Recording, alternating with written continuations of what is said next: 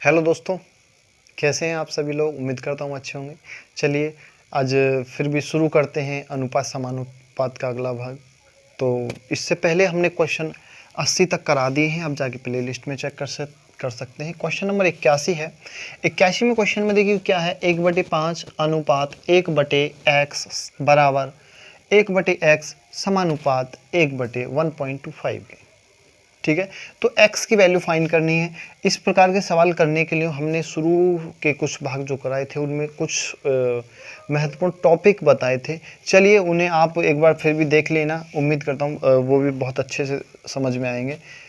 तो सबसे पहले तो देखिए अनुपात का मतलब बटे होता है। 1/5 को बटे में लिख देंगे 1/x, कोई प्रॉब्लम थोड़ी है। देखिए मैं x ऐसे ही बनाता हूँ, x में कोई कन्फ्यूज़न मत होना। Confuse 1/x/1y 1.25। ठीक है, हमने ये इसे सॉल्व करने के लिए अनुपात में लिख दिया है। अब देखिए ये जो नीचे वाला है सबसे ऊपर चला जाएगा, यानी x/5 हो जाएगा, क्योंकि 1 से गुणा करेंगे कोई फ़र्क नहीं पड़ेगा। ये सबसे ऊपर चला जाएगा तो 1.25 हो जाएगा बटे x आ जाएगा।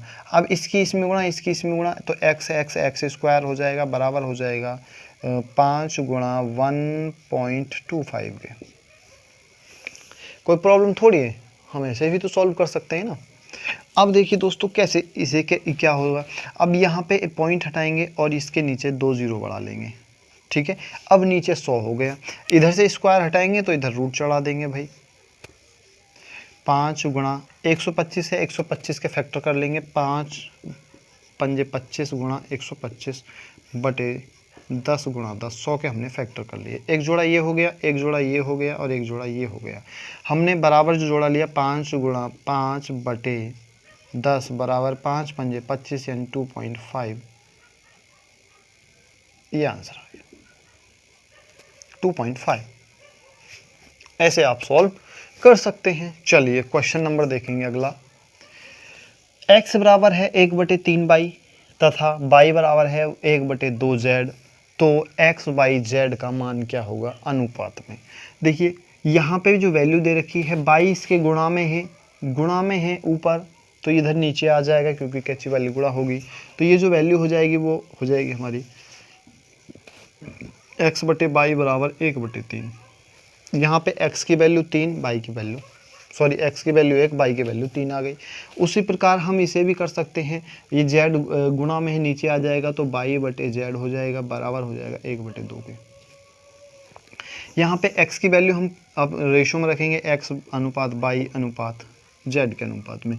x की वैल्यू 1 है, y की 3 है, यहाँ पे y की 1 है और z की 2 है। कोई प्रॉब्लम थोड़ी है। इसे सॉल्व करेंगे, इसकी गुणा इसमें करेंगे 1 हो जाएगा, 3 की गुणा 1 से करेंगे 3 हो जाएगा और 3 की गुणा इससे करेंगे तो 6 हो जाएगा। ये उसका रेशो निकल के आ गया। और हमसे पूछा क्या है, रेशो में ही पूछा है, तो यही इसका आंसर हो जाएगा। चलिए क्वेश्चन नंबर देखेंगे 83वां।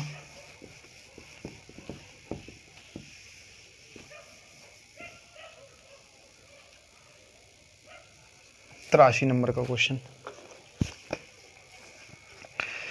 यदि a अनुपात b बराबर हो c अनुपात d के तो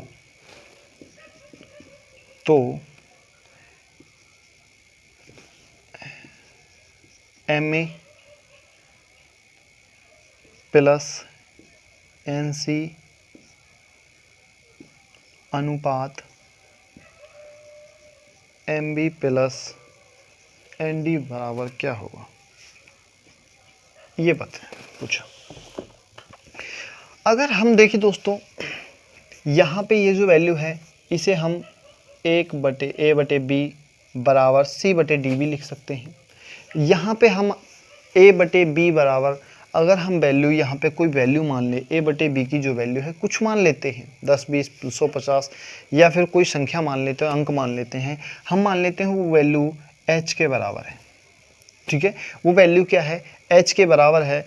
अब यहाँ पे देखिए, या फिर आप ऐसे करिए, a की वैल्यू रख लेते हैं या b की वैल्यू रख लेते हैं, कोई प्रॉब्लम वाली बात नहीं है, सबसे बेहतर तरीके से समझने के लिए। अब यहाँ पे हम a की वैल्यू रख लेते हैं, जो भी वैल्यू होगी a का मान रख लेते हैं जैसे भी। हाँ तो देखिए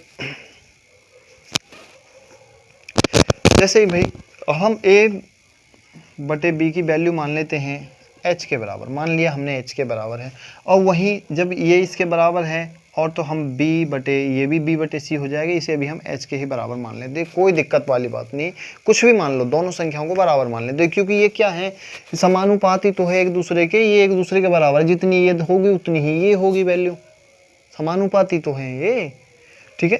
तो ये मान लीजिए इसे 10 मानेंगे तो इसे भी 10, ये भी 10 के बराबर होगा, ये 10 है तो ये भी 10 होगा, ये h है तो ये भी h ही होगा, हमने ये मान लिया, ठीक है। इसके बाद देखिए हम यहाँ पे a की वैल्यू भी निकाल सकते हैं, a बराबर हो जाएगा hb, ठीक है। और यहाँ पे हम b की वैल्यू निकाल सकते हैं, b की वैल्यू क्या हो जाएगी, सॉरी c बटे d है ना, यहाँ पे c बटे d है दोस्तों, c बटे d। यहाँ पे हम c की वैल्यू निकाल सकते हैं, c की वैल्यू क्या हो जाएगी hd, कोई प्रॉब्लम थोड़ी है। यहाँ पे हमारे पास c की वैल्यू है, a की वैल्यू है, अगर हम इसमें यहाँ पे a की और c की वैल्यू रख दें तो आप सॉल्व तो बहुत आसानी से कर लेंगे। तो देखिए कैसे करेंगे, m है, ठीक है, m के a की जगह हम h भी रख लेते हैं, ठीक है, हमने h भी रख लिया, प्लस का साइन है, प्लस का साइन लगा दिया, n है और c की वैल्यू क्या है hd है, हमने वो रख लिया। अनुपात का मतलब बटे होता है, हमने बटे में लिख दिया, कोई प्रॉब्लम वाली बात नहीं है। यहाँ पे m है, b की वैल्यू हमने निकाली नहीं है तो हम उसे b ऐसे ही लिख लेंगे, प्लस n है और d की वैल्यू हमने निकाली नहीं है, उसे भी d ऐसे ही लिख लेंगे। अब देखिए दोस्तों यहाँ पे ये हो गया ब्रैकेट में। अब हम यहाँ पे क्या करते हैं, देखिए इसमें कोई संख्या वैलिड है, इसमें d है, इसमें d नहीं है, h इसमें है, h इसमें, हम यहाँ से h को कॉमन ले लेते हैं। तो h को कॉमन ले लिया हमने यहाँ से, तो यहाँ पे बचा M B plus N D बटे, ठीक है, अब बटे M B plus N D, क्या बचा, यही तो, देखिए एम बी बटे एम बी, एन डी बटे एन डी, इस पूरे पक्ष से पक्ष चला गया, यानी बचा क्या h, केवल h बचा है। h की वैल्यू क्या है, h किसके बराबर है, तो h a बटे b के बराबर भी है, h c बटे d के बराबर भी है, तो चाहे का आंसर क्या होगा, a बटे b हो सकता है, कॉमा c बटे d भी हो सकता है, कोई सा भी आंसर हो सकता है, ठीक है। इस प्रकार से सॉल्व कर सकते हैं, बहुत आसान सा। चलिए क्वेश्चन नंबर देखेंगे 84वां।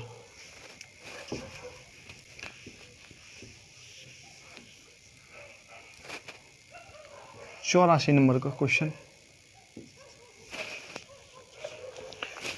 84, 7x 7 अनुपात x समानुपात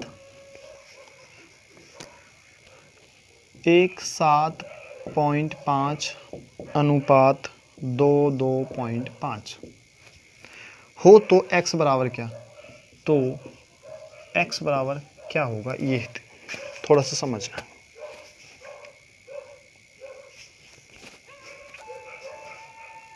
चलिए भाई स्टार्ट कर लेते हैं दूसरा।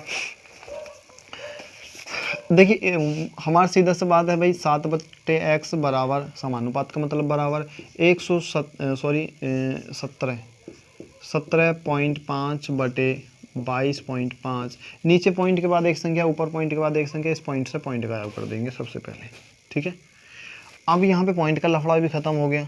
अब देखिए पहले तो इसे काट लो, अगर कटता हो तो काट लोगे तो शायद ज़्यादा बेहतर होगा। काट लो भाई, 25 से कटेगा, 25 सत्ते होता है 175 और 25 नम्मा होता है 225। अब देखिए दोस्तों x की वैल्यू निकालनी है तो x को इधर ले जाएंगे, 7 हो जाएगा, 7x हो जाएगा और ये इधर चला जाएगा, तो x की वैल्यू क्या हो जाएगी, 7x हो जाएगी, बराबर 7 गुणा 9, इसकी गुणा हो गई। अब ये इसके साथ में था, यहाँ पे 7 था, 7x था, अब ये गुणा में है तो इधर बटे में चला जाएगा, बटे 7, x से x चला जाएगा और x की वैल्यू क्या हो जाएगी 9, ये आंसर हो जाएगा, ठीक है। इस तरीके से इसे सॉल्व कर सकते हैं। क्वेश्चन नंबर देखेंगे अगला,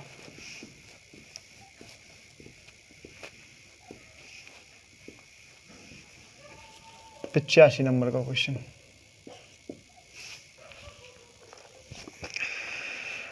0.75 अनुपात x समानुपात 5:8 हो तो x बराबर क्या होगा, ये बहुत आसान सा सवाल है, सेम वही प्रक्रिया।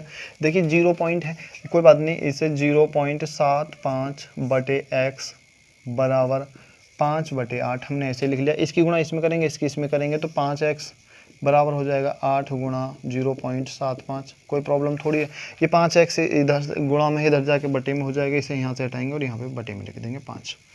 कोई प्रॉब्लम नहीं। अब देखिए दोस्तों, यहाँ से पॉइंट हटाएंगे, पॉइंट के बाद दो संख्याएं हैं तो यहाँ पे गुणा 2 0 लगा लेंगे, कोई दिक्कत वाली बात नहीं है। अब कुछ काट लेंगे कटता हो तो। 25 तिया 25 चौका, 4 से 2 बार गया और x की वैल्यू आ गई 3 दूनी 6/5, क्योंकि इसकी गुणा बटे 5 ही आंसर आ जाएगा। 85 का 6/5 है या पॉइंटों में आंसर है, ये देख लेते हैं।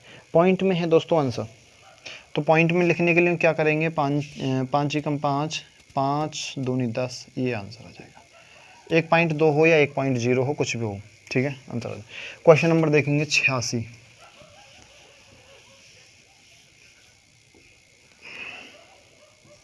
86 नंबर का क्वेश्चन। 86 नंबर के क्वेश्चन में क्या है, 336 अनुपात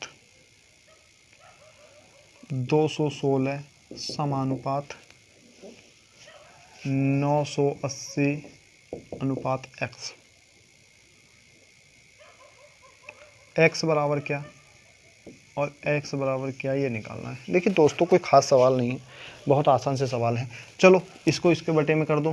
336/216 बराबर 980/x। ये कर दिया हमने, कोई प्रॉब्लम नहीं, इसमें तो कोई प्रॉब्लम होगी नहीं, हमने ये ऐसे ही लिख लिया, ठीक है। इसकी गुणा इससे करेंगे तो इसको इधर ले आएंगे, x को तो इधर पहुंचा देंगे, ठीक है। x बराबर ये 980 ऐसे ही रहेगा, ये इधर गुणा में चला जाएगा 216 बटे ये ऊपर 336 इसके नीचे आ जाएगा। देखिए काट लो, जो कट रहा है काट दो। 3 से कटेगा भाई, ये 3 से इसे काट लेते हैं। चलो 3 एकम 3, 3 एकम 3, 3 दूनी 6, और इसे भी काट लो। 3 से 7 या 21, 3 दूनी 6, 72 बार गया। अब देखो भाई 72 से ये तो खैर नहीं कटेगा, 12 से कटेगा, नहीं कटेगा, 8 से कटेगा, 8 से कटेगा, 8 नाम 72 और 8 ही कम 8, 3 बचा, 8 चौक 32, अब नहीं कटेगा। और 14 सत्ते 98 0, और बराबर x बराबर क्या हो गया, 70 गुणा 9 और 9 सत्ते 63 यानी 630 ही आंसर है।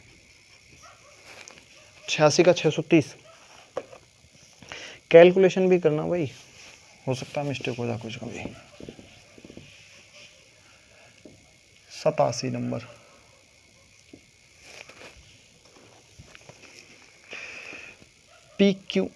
P अनुपात Q बराबर है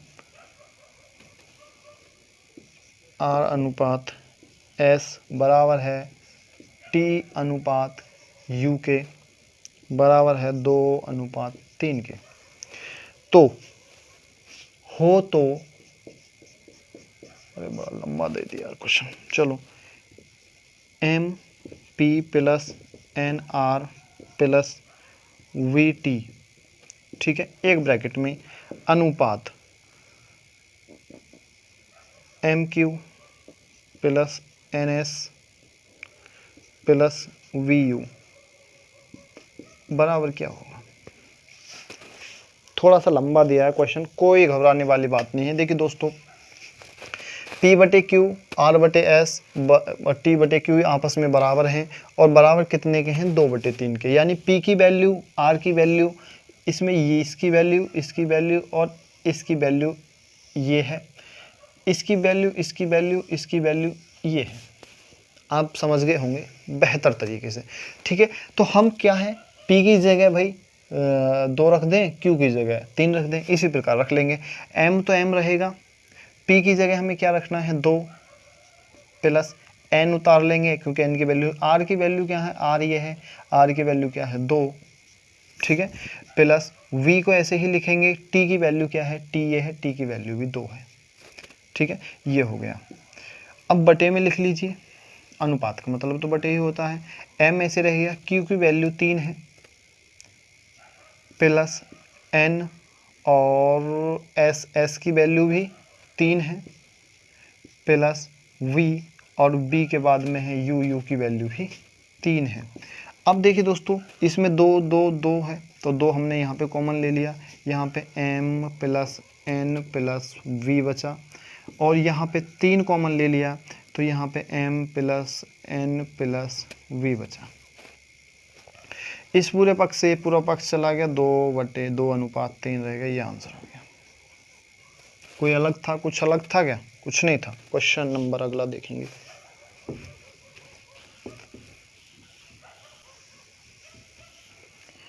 अठासी नंबर का क्वेश्चन। 88 नंबर के क्वेश्चन में देखिए क्या है, किसी मानचित्र के लिए पैमाना 1:4×10⁵ सेंटीमीटर दिया है। ये क्या है? सेंटीमीटर में दिया है, ठीक है, दिया है। मानचित्र में 2 बिंदुओं के बीच की दूरी 4 सेंटीमीटर है, तो इन बिंदुओं के बीच की वास्तविक दूरी क्या होगी? एक बात बताइए दोस्तों, 1 सेंटीमीटर की जो दूरी है वो 4×10⁵ सेंटीमीटर के बराबर है, ठीक है। तो उसने दिया है 4 सेंटीमीटर की दूरी किसके बराबर होगी? भाई इसमें भी 4 की गुणा, इसमें भी 4 की गुणा, 4 गुना हो जाएगा।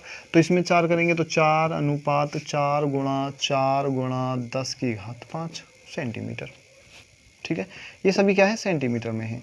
अब देखिए दोस्तों, हम इसे किस तरीके से लिख सकते हैं इसे। अब ये हमें 4 सेंटीमीटर के बीच की दूरी पूछी है, इसके दूरी जो होगी कितनी होगी? तो 4×4=4 = 16 गुणा 10⁵5 है, तो इसे हम 5 जीरो बना देंगे, 2 3 4 5, ठीक है। अब 10⁵5 लिखने की ज़रूरत नहीं है। अब देखिए 4 चौक तो 16 हो गया। अब एक बात और समझिए, ये है सेंटीमीटर में, हम इसे क्या करते हैं? मीटर में कन्वर्ट कर देते हैं, क्योंकि इतनी बड़ी संख्या लिखने में और पढ़ने में ज़्यादा थोड़ी सी प्रॉब्लम होगी। हम किलोमीटर में या मीटर में लिख लेते हैं। मीटर में बनाने के लिए 100 सेंटीमीटर का 1 मीटर हो गया। अभी बात नहीं बनेगी, अब हम इसे किलोमीटर में बांट देते हैं, तो किलोमीटर बनाने के अब ये क्या वैल्यू आ गई? मीटर में, ठीक है। अब इसे किलोमीटर में बनाएंगे तो क्या करेंगे? हम 1000 से भाग कर देंगे, क्योंकि 1000 मीटर का ही 1000 मीटर का ही 1 किलोमीटर होता है। 1 2 3 4 5, 1 2 3 4 5, यानी बराबर क्या बचा? 4 चौक 16 किलोमीटर। जो 4 सेंटीमीटर की अगर दूरी उस पर दी है मानचित्र पे, तो वो दूरी 4 नहीं 16 किलोमीटर की दूरी है, 4 सेंटीमीटर की दूरी। इस प्रकार से समझाया गया है, ठीक है। अगला क्वेश्चन देखो भाई, 79 वाला, 89 क्वेश्चन क्या है? किसी समय पर 1.4 मीटर ऊंचाई की एक लड़के की परछाई की लंबाई